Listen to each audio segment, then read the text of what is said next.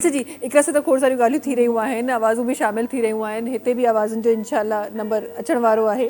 सम्राट साहब थोड़ी देर में इंशाल्लाह नंबर अचण वारो आहे, पर उन नंबर अचण खां पहिरीं थोरो सो मां हिकु शइ जेका पंहिंजे प्रोग्राम में शामिल करणु चाहियां थी।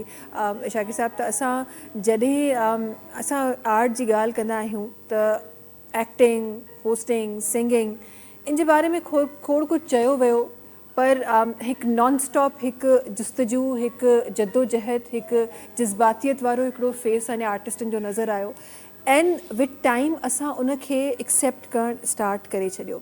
जीअं तव्हां ॻाल्हि कई जेकी बाक़ी स्नाफ या काइंड्स आहिनि आर्ट जूं इंक्लूडिंग सिंगिंग और थिएटर शयूं काफ़ी हद ताईं एक्सेप्ट थी वियूं आहिनि, पर डांस तव्हां चओ था उन तरीक़े सां न थियो आहे।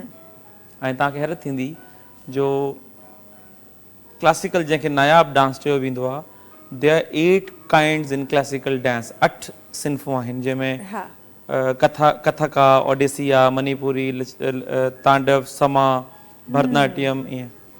तव्हांखे हैरत थींदी जो सिर्फ़ु सिंध जा पंहिंजा 28 डांस सिंध जा पंहिंजा आहिनि, जीअं त रासूड़ो आहे, मटको आहे, छेज आहे, या झूमर आहे, जमालो आहे, या डांडिया आहे, इन क़िस्म जा। पोइ बि असां इनखे एक्सेप्ट न कंदा आहियूं। असांजी जेकी इंडस वैली सिविलाइज़ेशन आहे उन में संभारा नाचणी डांसिंग गर्ल आहे, पोइ बि असां एक्सेप्ट न कंदा आहियूं। हर घर में डांस थींदी आहे। हाणे तव्हां वेडिंग इवेंट्स ॾिसंदा आहियो, अॼु जेकी जनरेशन आहे बाक़ाइदे कोरियोग्राफर हायर कंदा आहिनि, फैमिली में वेंदा आहिनि, खणी इलीट क्लास हुजे या मिडिल क्लास हुजे या इवन लोअर मिडिल क्लास बि हुजे त हू इनखे कंदा आहिनि। ठीकु आहे जी। पोइ बि हिकिड़ो एक्सट्रीम लेवल आहे कंहिं हिकिड़ी क्लास में किथे न किथे अरे कहिड़ो कमु आहे, त इनखे थोरो पाण खे इहो हथ ॿधी गुज़ारिश ई करे सघिजे थी तव्हांजी ऑडियंस खे, इनखे थोरो एक्सेप्ट करणु शुरू कयो। मां अगेन उन हक़ में न आहियां जो तव्हां वल्गैरिटी खे या तव्हां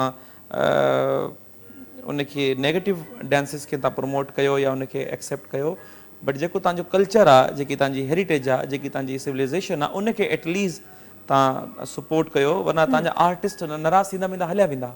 तव्हां ॾिसो था हिते घणो जेको पंहिंजो सिंधी आर्टिस्ट आहे हू पंहिंजो मीडियम चेंज करे वेंदो आहे, पंहिंजी लैंग्वेज चेंज करे वेंदो आहे, पंहिंजो टीवी मीडियम सर्कल छो ऐं हुते एक्सेप्ट ई नथा कनि। बाक़ी डिफरेंट सूबे में ईअं न आहे, पंजाब में ईअं न आहे, ठीकु आहे, सिंध एक्सट्रीम लेवल ते आहे, त पोइ गुज़ारिश करे सघिजे थी त हिनखे एक्सेप्ट कयो। हीउ पंहिंजो कल्चर आहे, पंहिंजो फन आहे, ऐं हिकिड़ो इट्स सेल्फ हिकिड़ो स्कूल आहे, हिकिड़ो स्कूल ऑफ थॉट आहे, ऐं सॼी दुनिया में कोई बि मुल्क, कोई बि मुआशिरो पंहिंजे कल्चर सां सुञाणो वेंदो आहे। तव्हां ॾिसो था जॾहिं मोहनजोदड़ो जी ॻाल्हि कंदव तव्हांखे माण्हू यादि न ईंदा, पर कल्चर यादि ईंदो। त बाबा संभारा हुई, प्रीस्ट हुयो, अजरक हुई, या एवोल्यूशन, बैलगाड़ी, कल्चर, हेरिटेज, माण्हू तव्हांखे यादि न आहिनि। ईअं ई सुमेर आहे, ईअं ई इजिप्ट आहे, ईअं ई तव्हांजी ॿी सिविलाइज़ेशन्स आहिनि, त पोइ यादि छा रहंदो आहे? कल्चर। ऐं तव्हां हुनखे डिस्ट्रॉय था कयो। दैट इज़ वाए असां फॉलोवर थी विया आहियूं मॉडर्न दौर जा।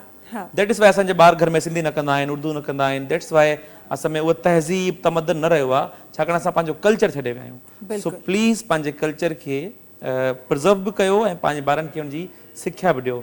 And dance is also a culture. बिल्कुलु। ऐं जीअं तव्हां विच में तव्हां ॻाल्हि कई त तव्हां उहो वल्गर डांस, त वल्गैरिटी त सिर्फ़ु हिकु हिन आर्ट सां रिलेट कोन थी करे, वल्गैरिटी त तव्हांजे लफ़्ज़नि में बि आहे।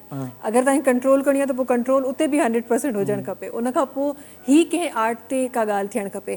ख़ैर जी, ॻाल्हियूं शुरू कंदासीं त बात दूर तक जाएगी। तो ये प्रोग्राम था जी मी रक़सम, ये इसका जो सीज़न 4 था इस्लामाबाद PNCA में था, PNCA के ताउन से था। शाकिर सम्राट आर्ट अकेडमी और रेड मीडिया सर्कल हमने ये प्रोग्राम किया था। तो इसमें पहले हमने थिएटर किया। थिएटर का कॉन्सेप्ट मैं आपको थोड़ा सा बता दूं, वन लाइनर। हमने 2 ताकतों की बात की, एक जो पॉजिटिव एनर्जी है और एक नेगेटिव एनर्जी है, कि अल्लाह ताला ने एक प्रॉस्पेरिटी, खुशहाली की दुनिया बनाई, लोग एक दूसरे को हेल्प करते थे और बड़ा अच्छा दुनिया सब चल रही थी। तो शैतानी ताकत आई, उसने सबको वर्गलाया और इस तरह से चीज़ें। अब हमने क्या दिखाया कि एक तरफ अल्लाह ने अपने रूहानी पैगंबर, वली, औलिया इस तरह से भेजते गए, लेकिन शैतान था तो एक ही, लेकिन उसकी जो नेगेटिव पावर थी वो लोगों में ट्रांसफ़र होती गई। कभी कोई एक्सट्रीमिज़म सामने आया, कभी कोई काफिर सामने आया, कभी कोई ऐसा मुस्लिम जो एक्सट्रीम पे चला जाए वो सामने आया, ये सारी चीज़ें होती गई। तो हमने फिर क्या किया कि कैरेक्टर्स बनाया। हज़रत दाऊद अलैहिस्सलाम, लहल दाऊदी की बात हुई, जैसे उसमें यहाँ तक लिखा है कि जब दाऊद زبور پڑھا کرتے تھے تو جتنی بھی فطرت کی جتنی بھی چیزیں ہیں اس میں پتے ہیں، ہوائیں ہیں، پرندے ہیں، وہ سب آ کر ساتھ محو ہوا کرتے تھے. بالکل